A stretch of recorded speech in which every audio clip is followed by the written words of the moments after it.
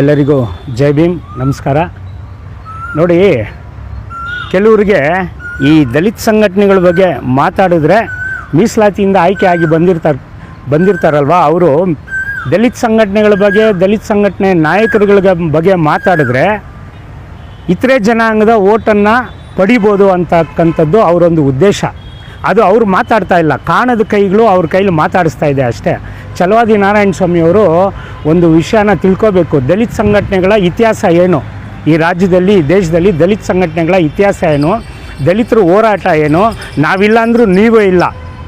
ನಿಮ್ಗೆ ನಾಳೆ ದಿನ ಏನಾದರೂ ಹೆಚ್ಚು ಕಮ್ಮಿ ಆದರೆ, ಬೇರೆ ಕಡೆಯಿಂದ ನಿಮ್ಗೆ ಸಮಸ್ಯೆಗಳು ಬಂದರೆ ದಲಿತ ಸಂಘಟನೆಗಳು ಕಾಲಿಡಿತೀರಾ ಬಂದು. ನೀವೇ ಅಲ್ಲ, ಬಿ ಜೆ ಪಿಯವರಾಗಿರ್ಬೋದು, ಕಾಂಗ್ರೆಸ್ನವರಾಗಿರ್ಬೋದು, ಜೆ ಡಿ ಎಸ್ನವರಾಗಿರ್ಬೋದು, ಅವ್ರಿಗೆ ಸಮಸ್ಯೆ ಬಂದಾಗ ದಲಿತ ಸಂಘಟನೆಗಳ ನಾಯಕರಿಗೆ ಕಾಲುಗಳನ್ನ ಹಿಡಿಯೋಕ್ಕೆ ಬರ್ತೀರಾ. ಮತ್ತೆ ಹೇಳ್ತೀರಾ ದಲಿತ ಸಂಘಟನೆಗಳ ರೋಲ್ ಕಾಲ್ ಅಂತೀರಾ, ದಲಿತ ಸಂಘಟನೆಗಳು ತೂರಾಟ ಅಂತೀರಾ, ಹೋರಾಟ ಅಂತೀರಾ. ನಿಮಗೆ ನಾಚಿಕೆ ಆಗಬೇಕು. ಯಾಕೆ ಮಾತಾಡ್ತೀರಾ ನೀವು ದಲಿತ ಸಂಘಟನೆಗಳ ಬಗ್ಗೆ? ದಲಿತ ಸಂಘಟನೆಗಳ ಬಗ್ಗೆ ಮಾತಾಡೋ ಅಂಥ ನೈತಿಕತೆ ಇಲ್ಲ ನಿಮಗೆ. ಕೆಲವರೆಲ್ಲ ಬೆಳಿಗ್ಗಾದರೆ ಅದೇ ದಲಿತ ಸಂಘಟನೆಗಳಂಗೆ, ದಲಿತ ಸಂಘಟನೆಗಳಿಂಗೆ. ಇವತ್ತಿನ ದಿನ ದಲಿತ ಸಂಘಟನೆಗಳಿಲ್ಲ ಅಂದರೆ ಜನಗಳಿಗೆ ನ್ಯಾಯನೇ ಸಿಗೋದಿಲ್ಲ. ಆ ನಿಟ್ಟಿನಲ್ಲಿ ಇವತ್ತು ದೇಶದಲ್ಲಿ ದಲಿತ ಸಂಘಟನೆಗಳು ಕೆಲಸ ಮಾಡ್ತಾಯಿದೆ. ನಿಮಗೆ ತಾಕತ್ತಿದ್ರೆ, ಧೈರ್ಯ ಇದ್ದರೆ, ನಿಮ್ಮದೇ ಕೇಂದ್ರ ಸರ್ಕಾರ ಇದೆ.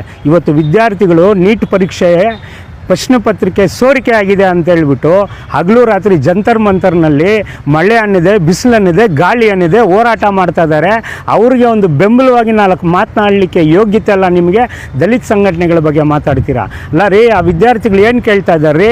ಮನೆ ಕೊಡಿ, ಆಸ್ತಿ ಕೊಡಿ, ಹಣ ಕೊಡಿ, ಅಂತಸ್ತು ಕೊಡಿ ಅಂತ ಏನಾದರೂ ಕೇಳ್ತಾ ಇದ್ದಾರಾ?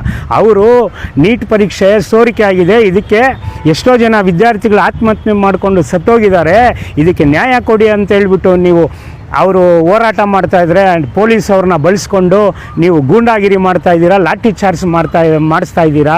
ನೀವು ಕೇಂದ್ರದ ನಿಮ್ಮ ಪ್ರಧಾನಮಂತ್ರಿ ಇದ್ದಾರಲ್ವ, ಅವ್ರ ವಿರುದ್ಧ ಮಾತಾಡೋಕ್ಕೆ ಯೋಗ್ಯತೆ ಇಲ್ಲ ನಿಮಗೆ. ಅಮಿತ್ ಶಾ ಅವ್ರ ಬಗ್ಗೆ ಮಾತಾಡೋಕ್ಕೆ ಯೋಗ್ಯತೆ ಇಲ್ಲ ನಿಮಗೆ.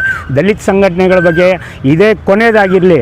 ಯಾವೊಬ್ಬ ನೀವು ವಿಧಾನಸಭೆಯಲ್ಲಾಗಲಿ, ಪರಿಷತ್ತಲ್ಲಾಗಲಿ ಅಥವಾ ಪಾರ್ಲಿಮೆಂಟಲ್ಲಾಗಲಿ ಇದುವರೆಗೂ ದಲಿತರ ಮೇಲೆ ಆಗಿರ್ತಕ್ಕಂಥ ಅನ್ಯಾಯ, ಅತ್ಯಾಚಾರಗಳು, ದಲಿತ ಹೆಣ್ಣು ಮಕ್ಕಳ ಮೇಲೆ ಅತ್ಯಾಚಾರಗಳಾಗುತ್ತಲ್ಲ, ದಲಿತರ ಮೇಲೆ ಮಾರಣಾಂತಿಕ ಹಲ್ಲೆ ಆಗುತ್ತಲ್ಲ, ದಲಿತ ನಾಯಕರುಗಳು ಕೊಲೆ ಆಗಿತ್ತಲ್ಲ, ಅವಾಗ ಮಾತಾಡಲಿಕ್ಕೆ ಯೋಗ್ಯತೆ ಇದೆಯೇನ್ರಿ ನಿಮಗೆ? ದಲಿತರ ಪರವಾಗಿ ಮಾತಾಡಲಿಕ್ಕೆ ಯೋಗ್ಯತೆ ಇಲ್ಲ ನಿಮಗೆ.